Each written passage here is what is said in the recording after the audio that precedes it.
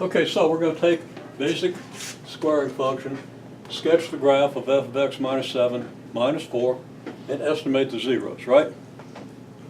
Okay? So, one thing we really kind of want to do here is just say, okay, here's our function, here's 2, here's negative 2, and here's 4 on the y-axis. We know that the graph looks like this.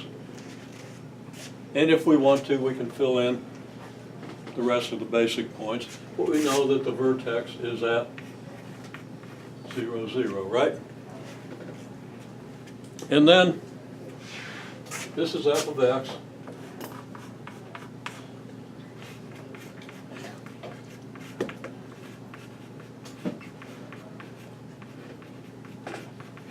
Shift plus 7 units horizontally. Okay? So let's see. 2 is going to shift over to 9.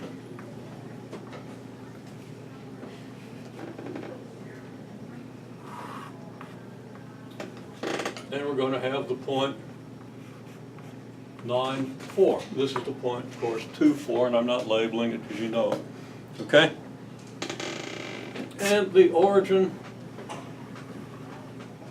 will shift over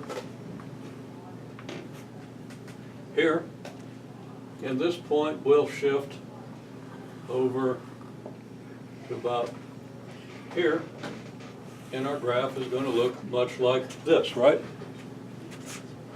Now that is, I don't know what I was writing there. It wasn't f, it wasn't a parenthesis, but it's f of x minus 7.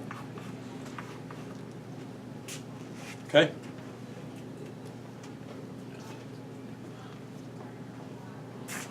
And then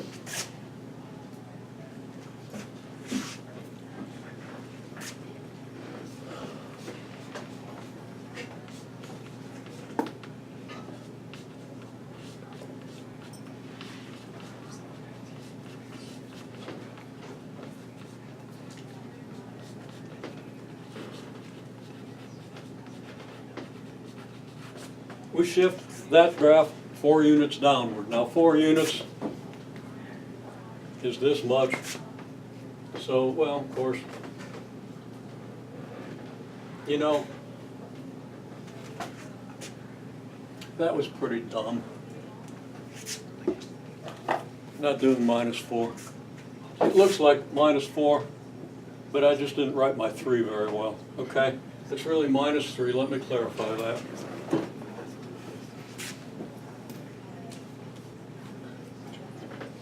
Okay, let me write the 3 a little better. There it is. It looked like a 4 previously. And for some odd reason, this one also looked like a 4. I have to figure out how that happened.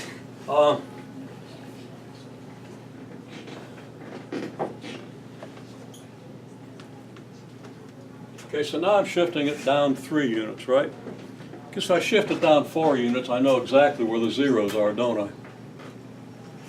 The reason I stopped, if I shift this point down 4 units, I end up on the x-axis, which I really probably should have thought about originally, but you know how it is. Okay, so now I'm going to shift down 3. It's getting out of hand. Yeah, it will. So now I'm going to shift it down 3 units. So this point will go down to here. This point will go down to here. And this point will go down 3 units and go through all my labeling. Okay? So now I've got these 3 points, and I just draw a parabola similar to this because I haven't done a vertical stretch. I haven't changed the width or shape of this parabola.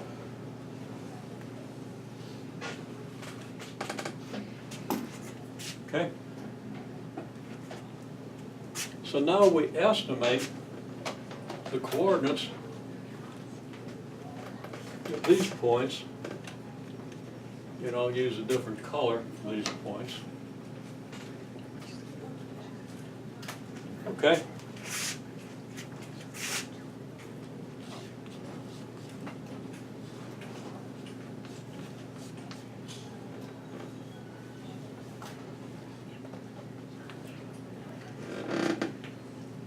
So, what do you estimate the coordinates of this point to be? Well, again, look at the scale. Here's 7, here's 9, right? Okay, let's vote. How many think that this point is closer to 7? How many think it's closer to 9? Oh, gee, it looks like almost everybody held up their hand. And those who didn't thought it was so obvious that they didn't need to lower themselves to, actually respond to my question. Well, that's okay. Okay, so, right? I'm not taking names, don't worry about it. Okay, so, it's closer to 9 than it is to 7, right?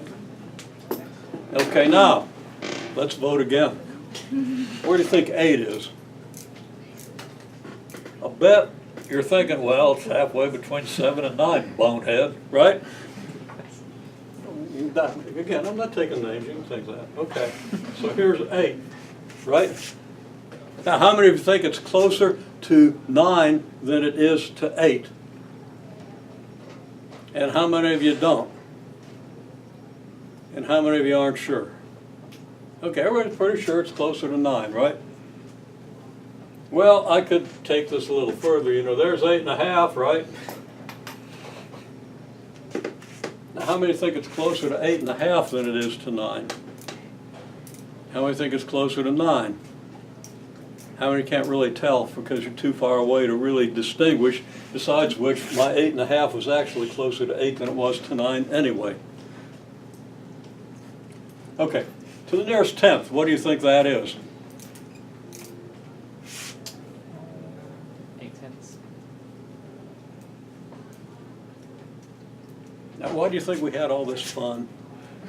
So you can come up with a good estimate. Okay, what do you think? 8/10. So, okay, well, let's vote. How many think it's 8.6? 8.7? 8.8? 8.9? Okay, it looks about even between 8.8 and 8.9, right?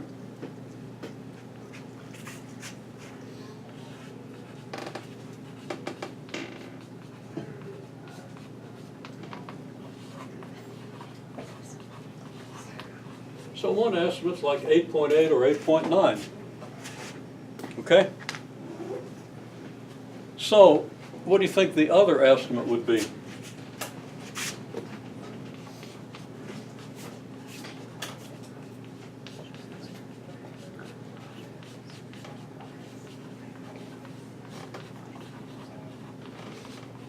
Now, I say if consistent because I drew 9 here. I didn't draw 7 over, or 5 over here, did I?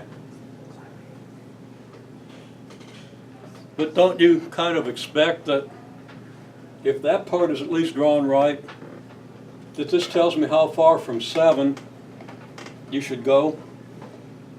And if you go that far this way, you should get this point, right? Now, it might not be because of distortions in the way I drew it, okay?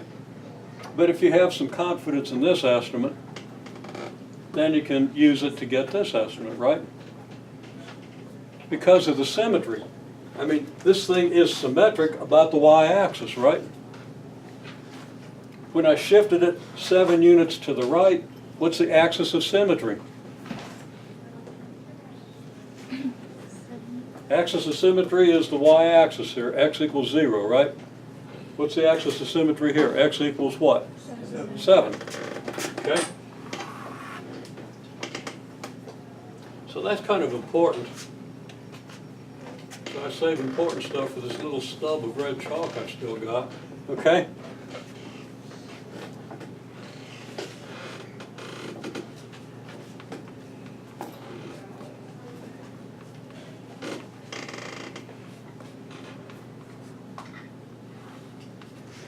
Just like the axis of symmetry for this one was x equals 7, wasn't it?